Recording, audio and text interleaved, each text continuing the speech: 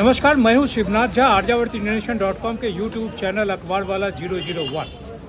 मैं अभी नई सड़क पे हूँ। हमारे पीछे रोशनपुरा नई सड़क। ये जो रास्ता आप देख रहे हैं, ये रास्ता उतना ही ऐतिहासिक है जितना पुरानी दिल्ली। शायद इस रास्ते का जो तवज्जो मिलना चाहिए आज़ाद भारत में, वो तवज्जो शायद नहीं मिला। इस रास्ते में अंदर जाने के बाद बाएं हाथ दिल्ली सरकार की तरफ से या नगर निगम की तरफ से एक पेशाब खाना है। उस पेशाब खाने से जो पेशाब का बहाव है, उसी पेशाब के बहाव को लोग लांघ कर, मैं भी उसी पेशाब को लांघ कर निकला हूँ। क्योंकि दिल्ली सरकार में या दिल्ली के जो मंत्रालय है, दिल्ली के मुख्यमंत्री हैं, इन तमाम लोगों को, इस गली कूची में रहने वाले लोगों के लिए उनकी जो दशा है उसके बारे में कोई चिंता नहीं है। उन लोगों का सिर्फ एक ही काम है कि 5 साल में एक बार यहाँ आना, यहाँ के मतदाताओं को अपने पक्ष में लुभाना और फिर मतदान के बाद सरकार बनाना। उसके बाद कोई नहीं आता है, चाहे यहाँ के सड़कों पे गलियों में पेशाब की धाराएं क्यों नहीं बहती हो।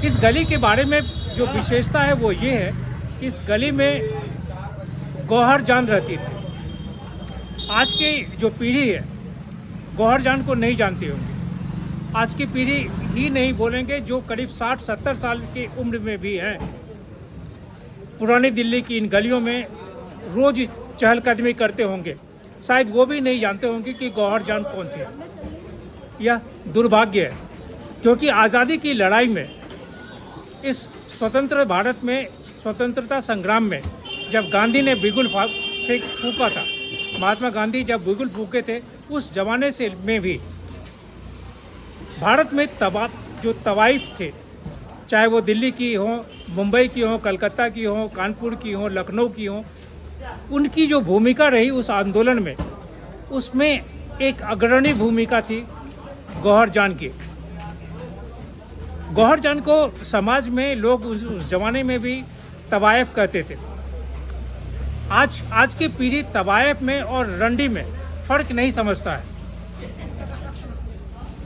आज हर एक व्यक्ति, हर एक महिला अगर उस ज़माने में तवायफ थी, तो आज की जो नज़र है, आज के जो लोग हैं, उसके नज़र में वो लोग रंडी थी। यह हमारी सोच है, और यह सोच का इतना अधिक पतन हुआ कि कहा नहीं जा सकता। भारत का इतिहास इस बात का, या भारत का जो सांस्कृतिक इतिहास है, वो इतिहास इस बात का गवाह है कि अगर भारतवर्ष में तवायफ नहीं होती तो भारतवर्ष में संगीत भी नहीं होता।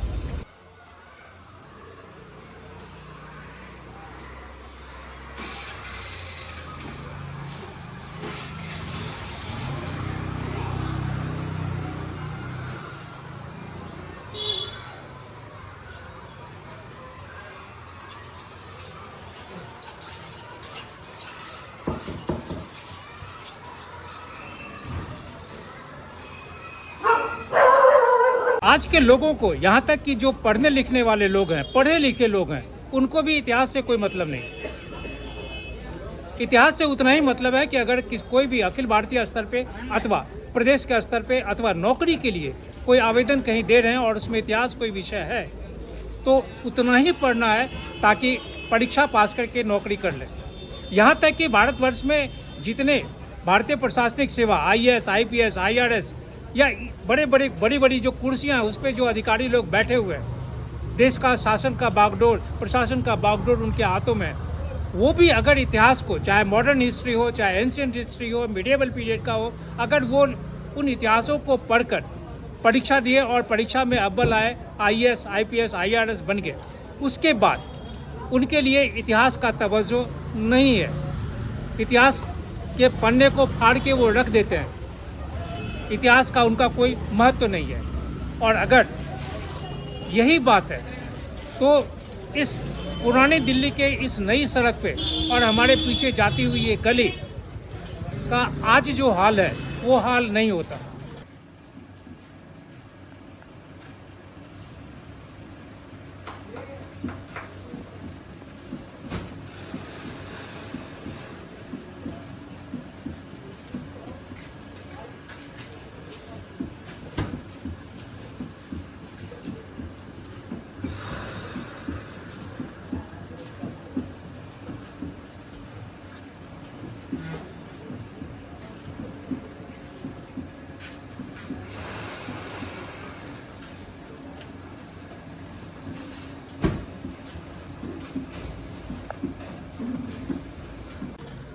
मैं इसमें सिर्फ पढ़े लिखे लोगों को नहीं कहूँगा, जो अशिक्षित है, अनपढ़ है, जो मजदूर है, जो रोजी रोटी के लिए नित्य कमाते हैं, नित्य खाते हैं, अपना और अपने परिवार के लिए जिंदा रहते हैं, उनकी बात इस कहानी में नहीं कहूँगा, क्योंकि उनकी मजदूरी वो अपने गांव घर से इस नई सड़क या इस इलाके में जितने भी लोग हैं, जितने खास करके जो श्रमिक हैं, जो मजदूर हैं, अपने माथे पे सामान को ढोते हैं, वो मजदूर दिल्ली के नहीं है।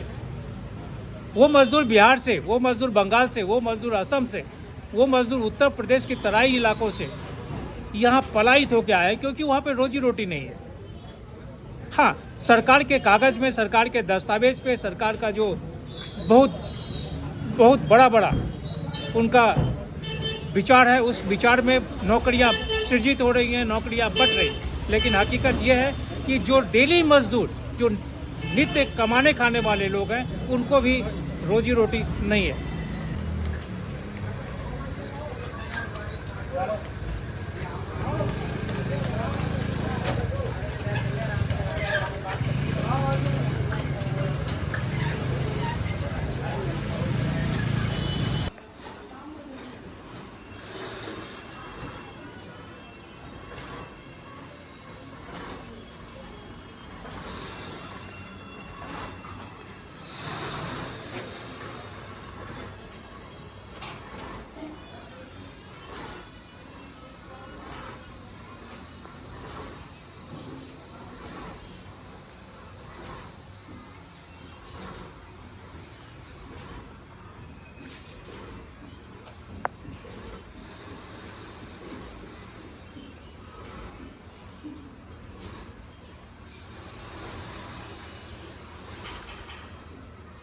ये गली आगे चलने के बाद, हम जब आगे बढ़ेंगे तो इस गली में आगे कुछ दूर जाने के बाद बाएं हाथ ये रास्ता मुड़ती है और फिर दाहिना एक रास्ता, और दाहिना रास्ता आगे जाने के बाद बंद है।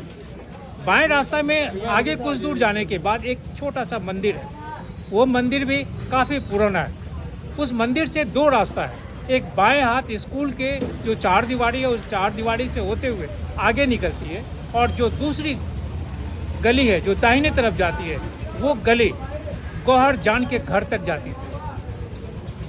गौहर जान के जो उसकी हवेली थी, वो हवेली 2 तल्ले की थी, थोड़ी ऊंचाई पे थी, और दूसरे तरह के बाद ऊपर में छत नुमा था, बहुत बड़ा बैठकी था।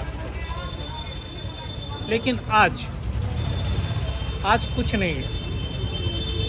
गौहर जान के घर का जो आकार है वो गोलाकार में है, चारों तरफ से गलियां जाती है, आज बीच में एक घर है, उसके बगल में एक घर है जिसका निर्माण करीब 17वीं शताब्दी में है, यह वहाँ लिखा हुआ है। लेकिन गौहर जान का जो घर है वो घर आज 7 तल्ला का भवन बन गया है।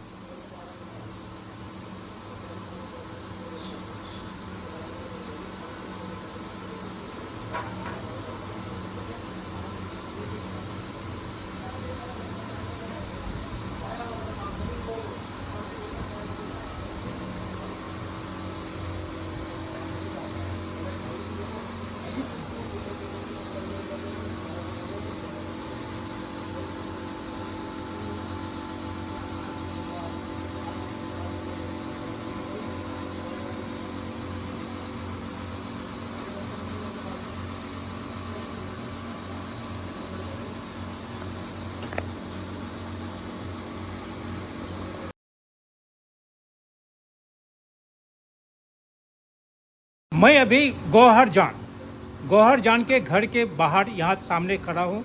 ये नई सड़क से अंदर आने के बाद गौहर जान का ये महल या उनकी जो हवेली है वो हवेली हुआ करता था, आज भी है। लेकिन आज जो स्थिति इस गली की है, वो गली या इस घर की जो स्थिति है, जो इंक्रोचमेंट है, लोगों ने जिस तरह से इस पूरे क्षेत्र को रखा है, वो ऐसा लगता है जैसे इतिहास के पन्ने को या तो आप जला दिए हैं या इतिहास के पन्ने पे मिट्टी डाल दिए हैं। आज की तारीख में आज की पीढ़ियों को शायद एकदम इस बात की तनिक भी परवाह नहीं है कि हम इतिहास को कैसे सुरक्षित रखेंगे। गौहर जान कोई छोटी महिला नहीं थी, भले उसे लोग तवायफ बोलें, लेकिन वो महिला छोटी नहीं थी। मेरे पास अभी एक कागज़ है, मेरे मित्र ने एक कागज़ भेजा है। ये कागज़ है सन 1930 की। 1930 में जब महात्मा गांधी अरेस्ट हुए थे कलकत्ता से और उन्हें जेल में रखा गया था, महाराष्ट्र के जेल में, तो जेल के अधिकारी उस समय जो भी ब्रिटिश सरकार में लोग थे, उन लोगों ने एक बॉम्बे गवर्नमेंट की एक चिट्ठी आई थी, उसका संख्या है 1361/5 मई 1930। इसमें महात्मा गांधी को 100 रुपया अलाउंस, 100 रुपया भत्ता दिया गया था सरकार की तरफ से उनकी अपनी देखभाल करने के लिए। इसका जिक्र मैं यहाँ पे इसलिए कर रहा हूँ कि यह चिट्ठी अगर 1930 की है तो 1920 और 1922 के बीच में महात्मा गांधी ने गौहर जान से आज़ादी की आंदोलन में मदद के लिए गुजारिश किए थे। महात्मा गांधी गौहर जान के आगे हाथ फैलाए थे।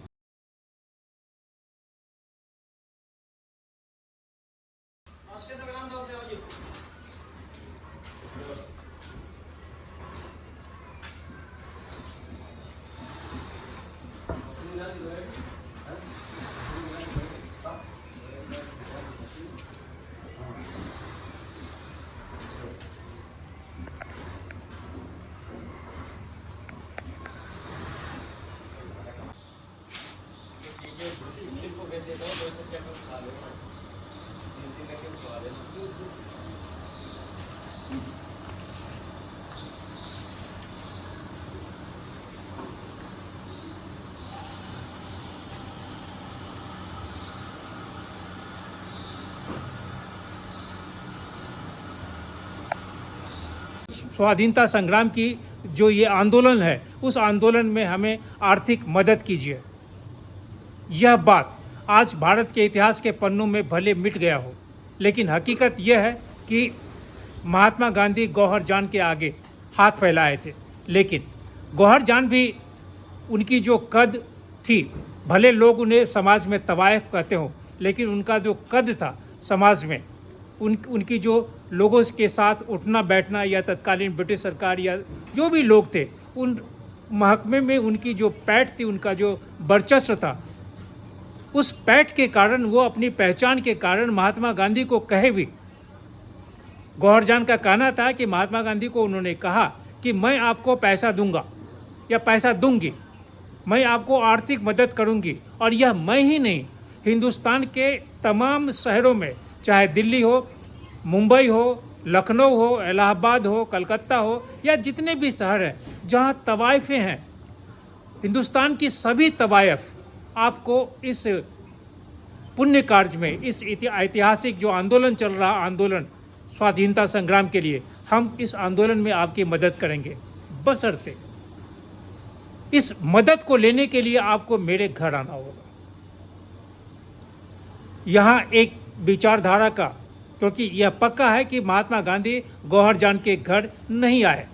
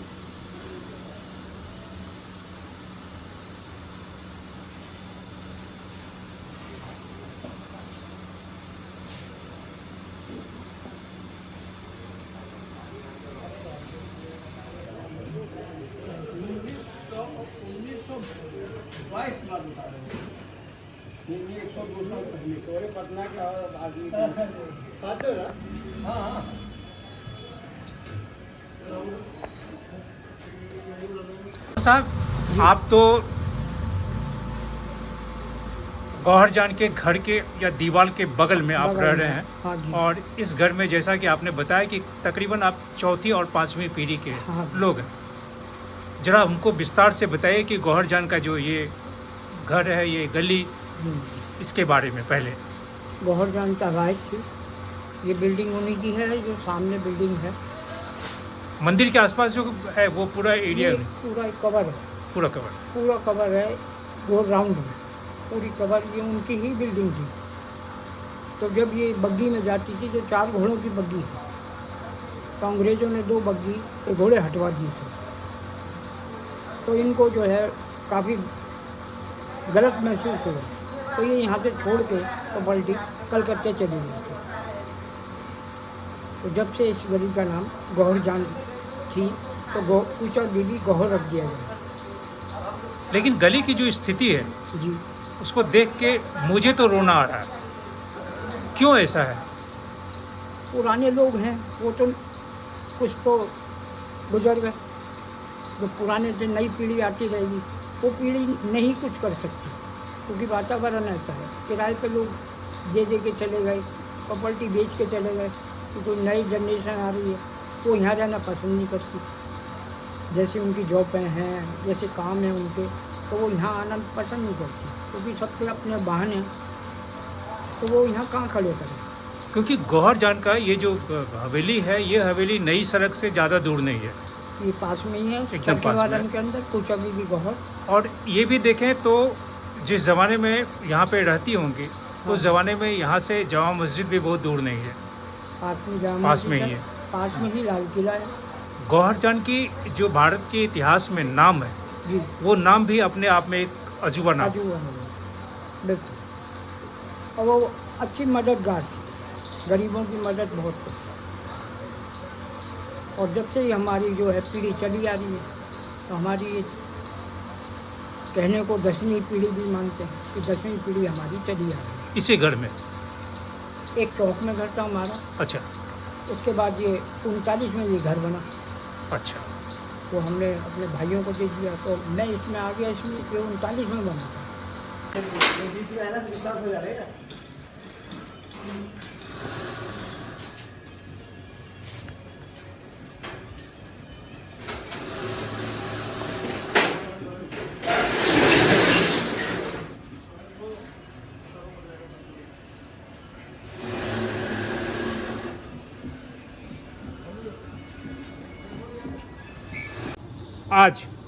आज इस गली में गौहर जान के नाम से जो गली है, उनका जो महल है, उस महल के सामने मैं खड़ा हूँ। यह महल जिस ज़माने में बना होगा या जिस ज़माने में बना, बाद में गौहर जान की यहाँ पे लोगों के द्वारा या जो तत्कालीन सरकार है उसके द्वारा जो उपेक्षा की नीति अपनाई गई, उस उपेक्षा की नीति के कारण या जो दबाव हो सकता है कि उस ज़माने में दबाव भी उन पर आया हो, क्योंकि उनका या भारत की जो तवाइफें थी उनका भारतीय स्वाधीनता आंदोलन में महत्वपूर्ण योगदान होने लगा था। यह बात सभी लोग जानते थे।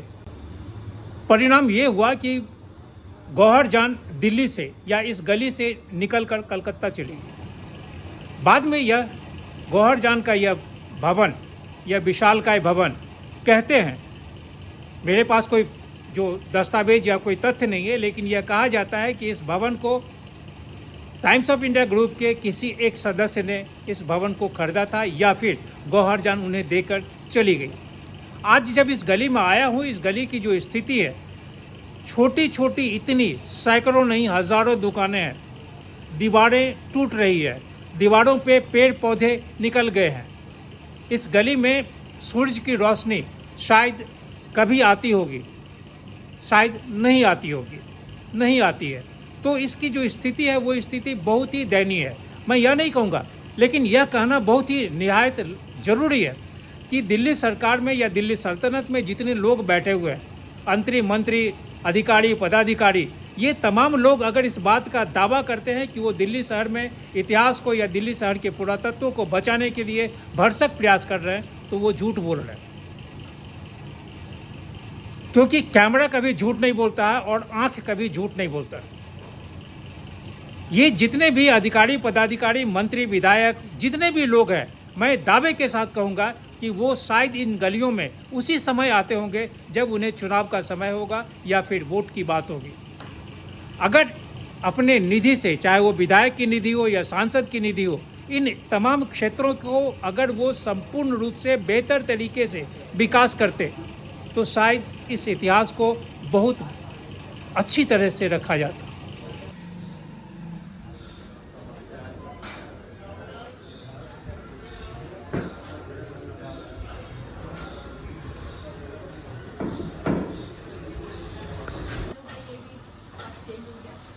पहले तो मकान था आपके, मार्केट बन गई।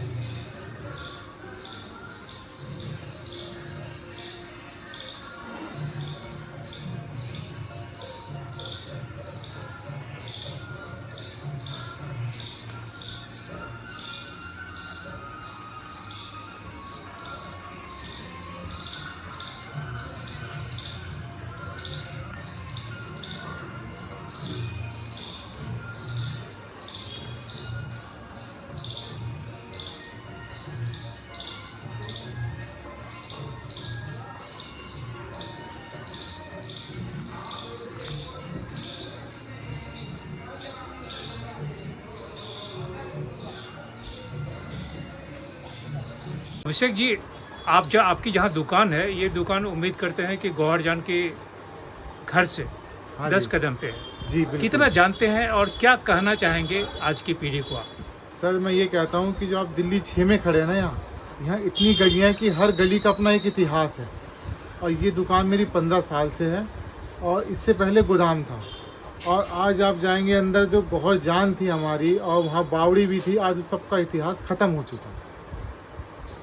यहाँ धीरे धीरे जैसे नई नई सभ्यता आती जा रही है, पुरानी सभ्यता ख़त्म होती जा रही है।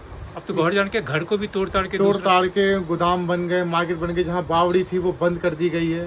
धीरे धीरे सब पुरानी चीज़ें ख़त्म होती जा रही है, जो ये गलत है। ये गलत है। हमें ये रखना चाहिए कि हमें नई पीढ़ी को और ये भी देना चाहिए कि जितनी भी चीज़ें हैं, हमें पुरानी चीज़ों का भी सही से रखनी चाहिए और नया तो है ही। तो इसमें जो यहाँ के लोग हैं, यहाँ के लोगों के अलावे जो राजनीतिक पार्टी के लोग हैं या सरकार के नुमाइंदे हैं, इन लोगों का कोई इसमें कोई वो नहीं है सर। दिलचस्पी नहीं है। नहीं नहीं नहीं, कोई दिलचस्पी नहीं है। सब जो पुराने आज के हम बताते हैं कि पुरानी जो हवेलियाँ थी वो सब मार्केट बनती जा रही हैं। जो पुराने टाइम में धर्मशालाएं पुराने लोग बनाते थे, प्याऊ बनाते थे पानी पीने के लिए, वो सब धीरे धीरे ख़त्म होती जा रही है। पुरानी सभ्यता इस तरह से ख़त्म हो, जिस तरह से नई सभ्यता आती जा रही है, पुरानी सभ्यता सारी ख़त्म होती जा रही है। आप थोड़ा और जाओगे तो इधर बल्ली मारन है, जहाँ वो मिर्ज़ा गालिब की हवेली है। मिर्ज़ा गालिब की हवेली है, वहाँ पे अब वो होटल बन चुका है, और वहाँ पे थोड़ा सा बस एक कोने में उनकी किताब रखी हुई है जिसमें उर्दू और अरबी में शायरी लिखी हुई है। वहाँ वो भी आज का नहीं, वो सिर्फ डिपिक्शन है। हाँ, मिर्जा गालिब की जो तस्वीर है वो भी डिपिक्शन है। है। हाँ जी, और कुछ नहीं है।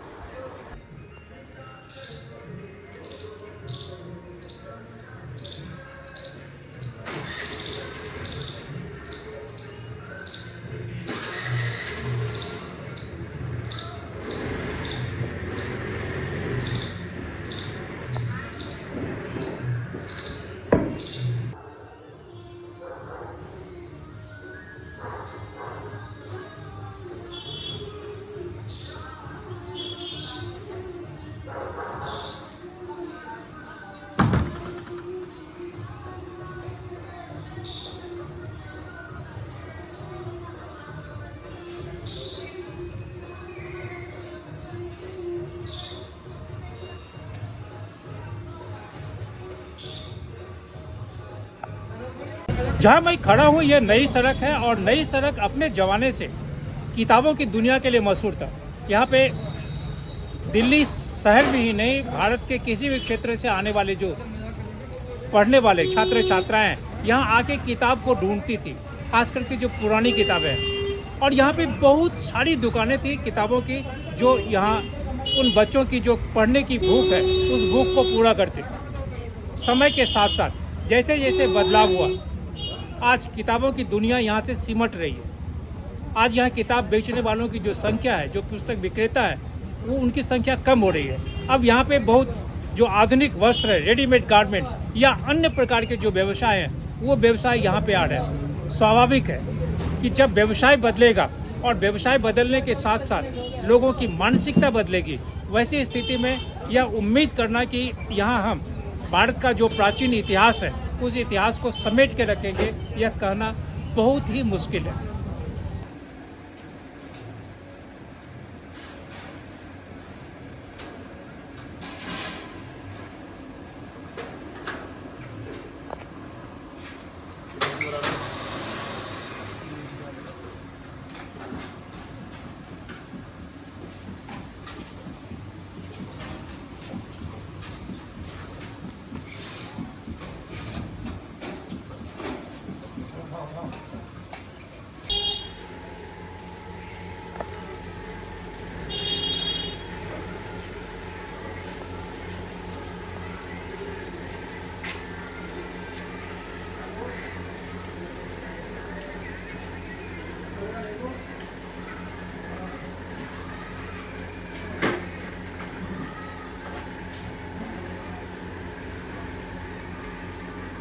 पुरानी दिल्ली का यह इलाका अधिकाधिक 6.5 किलोमीटर से अधिक नहीं है।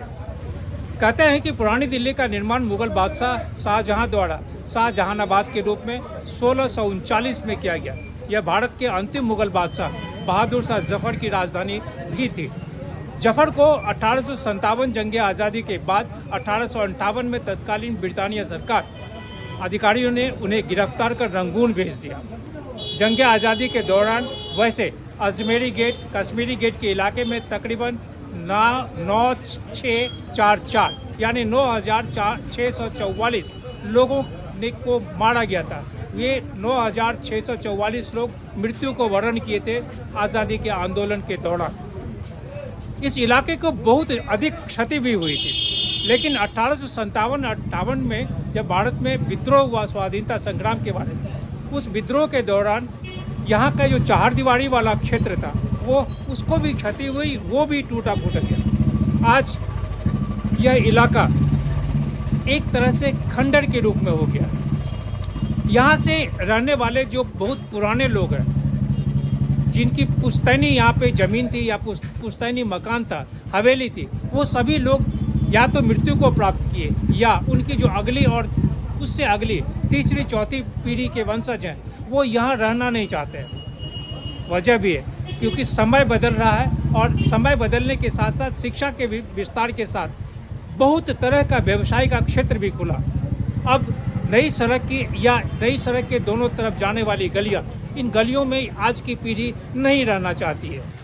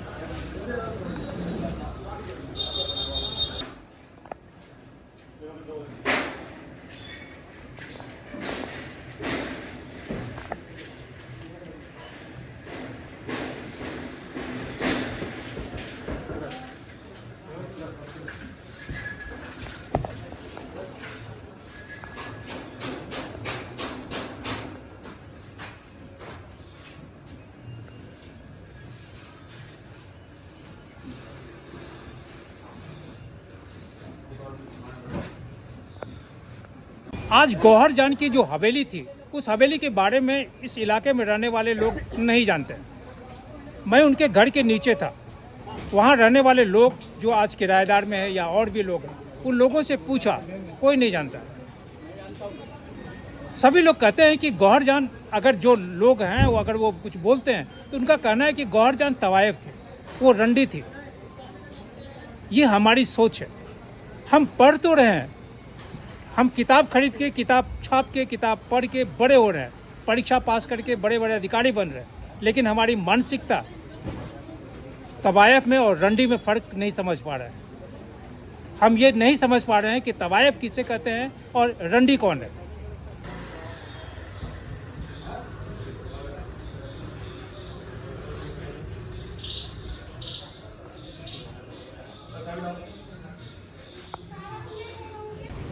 हकीकत यह है कि हिंदुस्तान में आज संगीत की दुनिया में, या म्यूजिक इंडस्ट्री जिसे कहेंगे अंग्रेजी में, संगीत की दुनिया में चाहे कितना भी लोग ऊंचा हो जाए, अगर आज से 200 साल पहले, 250 साल पहले या 100 साल पहले भी अगर तवायफ नहीं होती, अगर कोठों पे संगीत नहीं होता, हारमोनियम तबला नहीं बजता, तो शायद संगीत नहीं होता। आज जो हम कान में ठेपी लगा के YouTube पे गाना सुन रहे हैं, उसको सुनने से पहले कभी प्लेयर बना था। HMV ने पहली बार जब प्लेयर बना था गाना के लिए, उस प्लेयर को जिंदगी देना या प्लेयर के रूप में पहला गाना गाना गौहर जान की थी। गौहर जान यहीं रहती है, इसी गली में, लेकिन उसे कोई नहीं जानता है। हम विकसित तो हो रहे हैं, लेकिन हमारी मानसिकता रुग्ण हो रही है।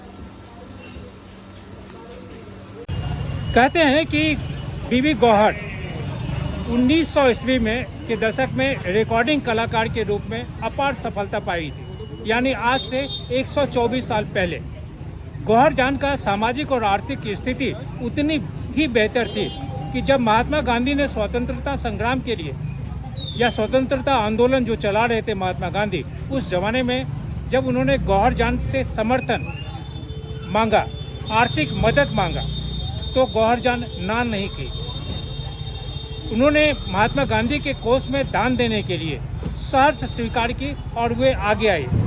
उन्होंने वह एक इस शर्त पर कि धन संचय संगीत कार्यक्रम आयोजित करने के लिए सहमत हुई और महात्मा गांधी उसके प्रदर्शन में आने के लिए उन्होंने न्योता दिया, लेकिन उस प्रदर्शन में गांधी नहीं आ पाए। परिणाम ये हुआ कि नहीं आने पे जहां गांधी को 24,000 रुपया मिलना था, गौहरजान ने उन्हें 12,000 रुपये मात्र दिए। 1919, 1920 और 1922 में तक गांधी जी के नेतृत्व वाले असहयोग आंदोलन के दौरान वाराणसी के तवाइफों ने आज़ादी के क्रांतिकारियों के समर्थन में एक तवायफ सभा का भी आयोजन किया गया था। यह कहा जाता है कि उस सभा की अध्यक्षता भारतवर्ष की तवाइफें की और उसमें हुस्नाबाई सभी तवाइफों से गुजारिश की थी कि हम सभी आज़ादी की क्रांति को समर्थन दें। अंग्रेजों के विरुद्ध अपना विरोध प्रकट किया। उन्होंने सभी तवाइफों ने अपने अपने आभूषण, नाक का, कान का, गला का, चूड़ी, सभी चीज़ निकालकर गांधी को दे दिया। वो सभी तवाइफ जो वस्त्र पहनते थे वो वस्त्र खादी वस्त्र पहनने की निर्णय लिया। तवाइफ ये थी, लेकिन हम पिछले 124 साल में जब पढ़ाई किए, हम बड़े बड़े भारतवर्ष में तकरीबन 12.5 लाख से अधिक विद्यालय है, सरकारी भी है, गैर सरकारी भी है। इसके अलावा बहुत सारे शैक्षणिक संस्थाएं हैं। भारतवर्ष में प्रत्येक वर्ष 1 लाख किताब छपता है और यह कि ISBN नंबर जो किताब पे प्रकाशित होता है वो नंबर 1 लाख, राजा राम मोहन राय लाइब्रेरी से 1 लाख नंबर रिलीज होते हैं। अब सवाल यह है कि इतना पढ़ने लिखने के बाद भी अगर हम तवायफ और रंडी में फ़र्क नहीं समझ सके तो धिक्कार है ऐसी शिक्षा पे।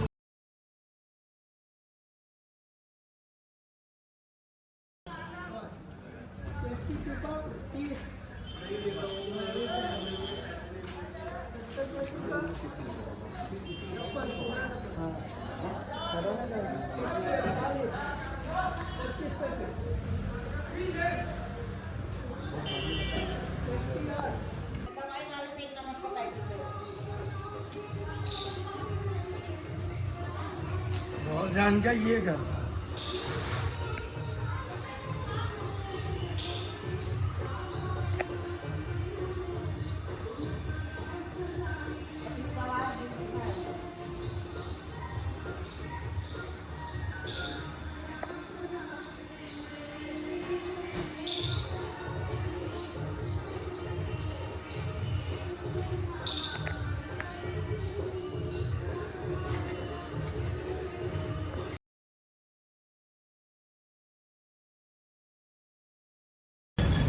बहुत बेहतरीन गायक मन्ना डे साहब, सभी लोग सुने होंगे मन्ना डे के जो गीत हैं, जो गाते हैं। मन्ना डे का एक गीत है, फूल गेंदवा न मारो लगत कलेजवा में चोट। यह गीत कहाँ से आया या इस गीत की उत्पत्ति कहाँ से है शायद नहीं जानते। तवायफ के कोटे से ये गीत आया। मन्ना डे उसे गाए, मन्ना डे मशहूर हो गए, लेकिन रसूलन बाई का क्या हुआ? जैसे ये गीत, इस गीत के बारे में कहा था कि फूल गेंदवा न मारो लगत कलेजवा में चोट, जैसे गीत मशहूर हुई, वो रसूलन बाई ने महात्मा गांधी के स्वदेशी आंदोलन से प्रेरित होकर गहना पहनना छोड़ दिया था। उन्होंने गहने तभी पहने जब देश आज़ाद हो गया। अपने प्रण के मुताबिक रसूलन बाई